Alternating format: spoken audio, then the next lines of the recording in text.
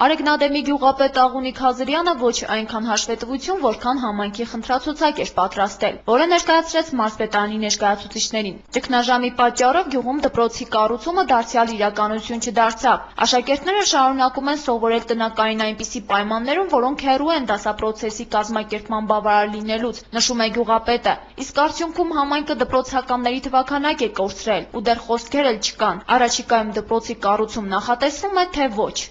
Ցավոք սրտի ամենամեծ խնդիրը չի լուծվել, այսինքն պետական բյուջեով հաստատվել է, այնուհետև ճգնաժամի պատճառով բյուջեից հանվել է, այսինքն 2009 թվականին դպրոցի շենք նորից Արեգնադեմում չի կառուցում։ Աղունիկ Հազրյանը նշեց նաև, որ համայնքում դարձյալ սկսում է բարձրանալ աղքատության ցուցանիշը։ Այս տարի արտագնահ աշխատանքի են մեկնել շատ քչերը, իսկ գյուղի բնակչության մեծ մասը անասնապահությամբ է զբաղվում։ Առաջիկա բերքավայքից հետո գյուղապետը տեղեկացրեց, որ հետևելու է հողի եւ բույքահարկի վճարմանը։ Մինչև օգոստոսի 1-ի դրությամբ մոտ 40%, իսկ օգոստոսի 1-ից մինչև օրս արդեն մուտքագրվել է նորից 270,000 դրամ հողի հարկ, հետո այլ գույքահարկի, այլ գույքի վարձակալությունից մուտքեր, ահագին։ Դե սպասում ենք հենց այս ամիսներին է կատարվում մեր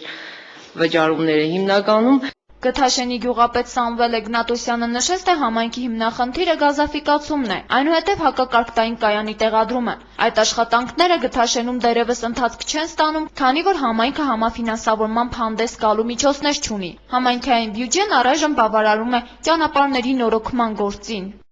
Մեր գյուղը կենտրոնական ճանապարհից հեռու է 3 կիլոմետր,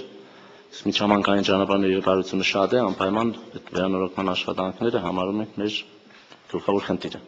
Սեփական եկամուտների հավաքագրման առումով ինչպես Գթաշենն, այնպես էլ Ամասյան վերջին շրջանում աչքի են ընկնում։ Գյուղապետերը նշում են, թե այդ հարցում համայնքների ունեցած առաջընթացը պայմանավորված է հետևյալ հանգամանքով, երբ կառավարությունը որոշեց չեղյալ հայտարարել տուրքերը, գյուղաբնակներն էլ շահագրգռվեցին ու սկսեցին հարկեր վճարել։